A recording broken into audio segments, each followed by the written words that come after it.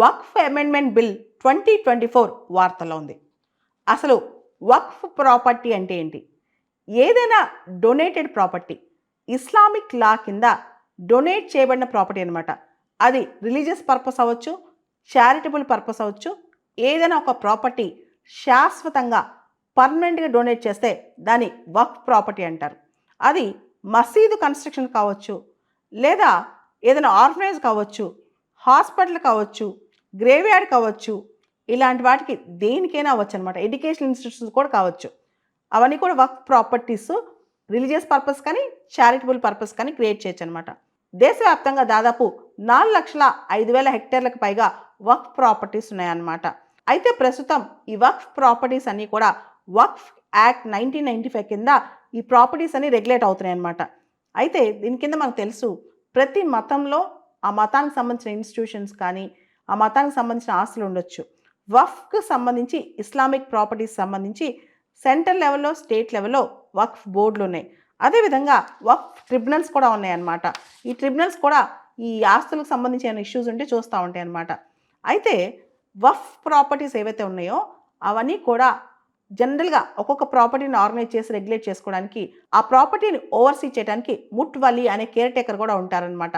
వక్ఫ్ ప్రాపర్టీస్ని చూసుకోవడానికి ఒక్కొక్క ప్రాపర్టీకి ముట్వలి అని చెప్పి కేర్ టేకర్ కూడా ఉంటారనమాట. అయితే 1995 చట్టం ప్రకారం, వక్ఫ్ చట్టం ప్రకారం వక్ఫ్ బై యూజ్ అంటే ఏ ఫార్మల్ డాక్యుమెంట్ లేకపోయినా కొన్ని ప్రాపర్టీస్ తరతరాలుగా ఆస్తులాగా వక్ఫ్ వాడుకుంటూ ఉంటుంది అనమాట. ఆ ప్రాపర్టీస్ అన్ని కూడా వక్ఫ్కే చెంది అని చెప్పి డిక్లేర్ చేసుకోవచ్చు. అంటే ఎటువంటి ఫార్మల్ డాక్యుమెంట్ లేకుండా ఆ ప్రాపర్టీ ఎప్పటి నుంచో ఉపయోగించుకుంటూ ఉంటే ఆ ప్రాపర్టీస్ కూడా వక్ఫ్ కిందే అనమాట. అదేవిధంగా 1995 చట్టం ప్రకారం వక్ఫ్ ప్రాపర్టీస్ ఏదైతే ఉంటాయో దానికి సంబంధించి వక్ఫ్ ట్రిబ్యునల్ జడ్జిమెంట్ ఇస్తే ఆ జడ్జిమెంట్ ఫైనల్ అనమాట. ఏ కోర్టులో అప్పీల్ చేసుకోవడానికి లేదు. ఇలా 1995 చట్టంలో చాలా అంశాలు ఉన్నాయి. అయితే వక్ఫ్ బిల్ 2024 వచ్చిన తర్వాత ఆ బిల్ని జాయింట్ పార్లమెంటరీ కమిటీకి పంపించారు. జాయింట్ పార్లమెంటరీ కమిటీ చాలా అమెండ్మెంట్స్ చెప్పిందనమాట. ఆ అమెండ్మెంట్స్ తర్వాత బిల్లు మళ్ళా ఈరోజు లోక్సభలో ప్రవేశపెట్టారు. వక్ఫ్ అమెండ్మెంట్ బిల్ 2024 సంబంధించి లోక్సభలో ఈరోజు చాలా పెద్ద చర్చ జరిగింది. అపోజిషన్ పార్టీస్, గవర్నమెంట్ తరపున ఎంపీస్ వీళ్ళందరూ కలిసి చాలా పెద్ద చర్చ చేశారనమాట. ముఖ్యంగా ఇక్కడ పెద్ద మార్పు, అసలు కొత్త బిల్లులో వచ్చిన పెద్ద మార్పు ఏంటంటే వక్ఫ్ బిల్లు పేరే మార్చేశారు. దాని పేరే Umeed, unified Waqf management, empowerment, efficiency and development bill అనమాట. సో ఈ పేరు మార్చడంతోనే వక్ఫ్ మేనేజ్మెంట్ కానీ, ఎంపవర్మెంట్ కానీ, ఎఫిషియన్సీ, డెవలప్మెంట్ అంటే వక్ఫ్ ఆస్తులు ఏ విధంగా మేనేజ్ చేయొచ్చు, వక్ఫ్కి సాధికారత ఎలా తేవచ్చు, దాని యొక్క ఎఫిషియన్సీ ఎలా పెంచవచ్చు, ఆస్తులు ఎలా అభివృద్ధి చేయొచ్చు. సో దీనివల్ల ఒక పాజిటివ్ హోప్ ఇస్తుందని చెప్పి మైనారిటీస్ మినిస్టర్ కిరణ్ రిజ్జు చెప్పారనమాట. సో ఇక్కడ కొత్తగా వచ్చిన ఈ వక్ఫ్ బిల్కి సంబంధించి అసలు ఎటువంటి మాటలు ఉన్నాయి అంటే ఎటువంటి ఇంపార్టెంట్ ప్రొవిజన్స్ ఉన్నాయో ఒకసారి మనం గమనించినట్లయితే ఇక్కడ నాన్ ముస్లిం మెంబర్స్ కూడా వక్ఫ్ బోర్డులో ఉండొచ్చు. సెంట్రల్ లెవెల్లో, స్టేట్ లెవెల్లో ముస్లిమ్స్ కాని వాళ్ళు కూడా ఉండొచ్చు. దీని పట్ల చాలామంది ముస్లిమ్స్ అభ్యంతరం తెలుపుతున్నారు. ఇది మా మతాచారాలకు వ్యతిరేకం, మా స్వయం ప్రతిపత్తికి వ్యతిరేకం, ఇది మా ఇష్టం, మా మతం కదా అని అడుగుతున్నారనమాట. అదేవిధంగా ఇంతకుముందు వక్ఫ్ బై యూజ్ అంటే ఎటువంటి లీగల్ డాక్యుమెంటేషన్ లేకుండా తరతరాలుగా ప్రాపర్టీ వాడుకుంటే వాళ్ళు వాడుకుంటూ ఉండొచ్చు. ఇప్పుడు ఆ ప్రొవిజన్ ఎత్తేసారనమాట.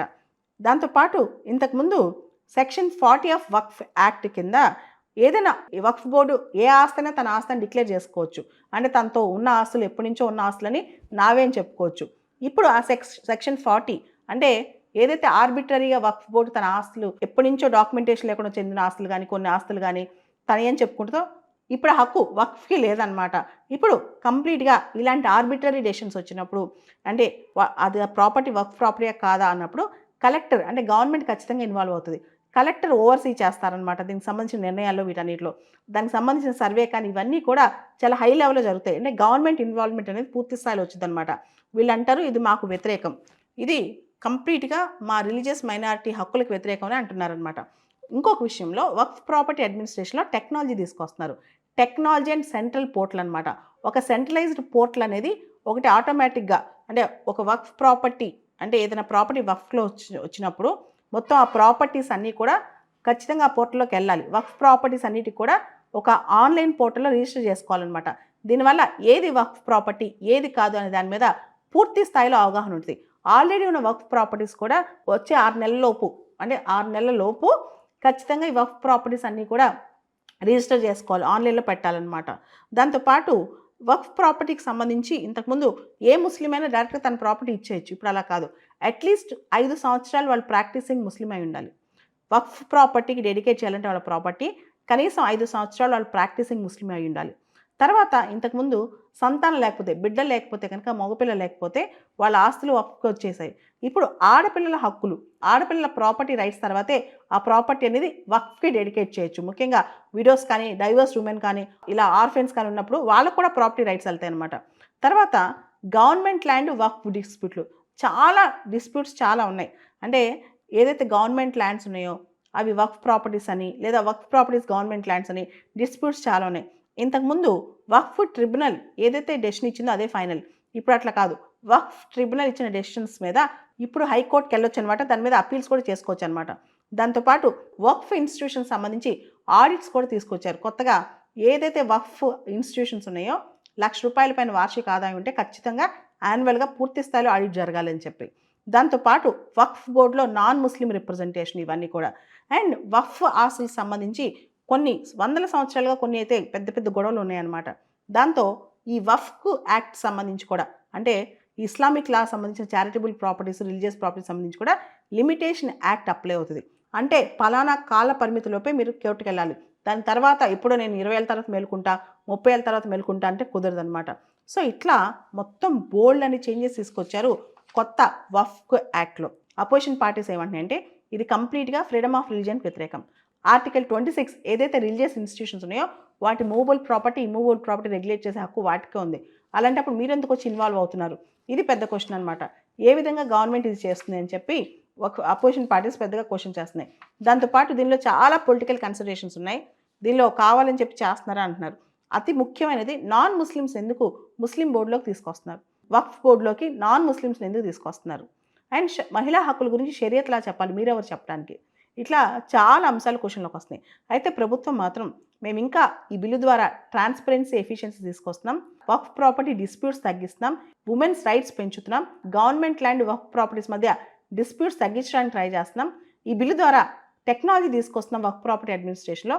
అదేవిధంగా కొంతమంది ముస్లిమ్స్ అన్యాయంగా వాళ్ళ ప్రాపర్టీస్, అంటే వాళ్ళకి నాకు ఇష్టం లేకుండా వాళ్ళ ప్రాపర్టీస్ వక్ఫ్కి వెళ్లకుండా చూస్తుందని చెప్పి గవర్నమెంట్ అంటుంది. ఓవరాల్గా ఈ బిల్లు మీద మాత్రం ఈరోజు లోక్సభలో ఇంట్రడ్యూస్ అయింది, రేపు రాజ్యసభలో చేస్తారంట.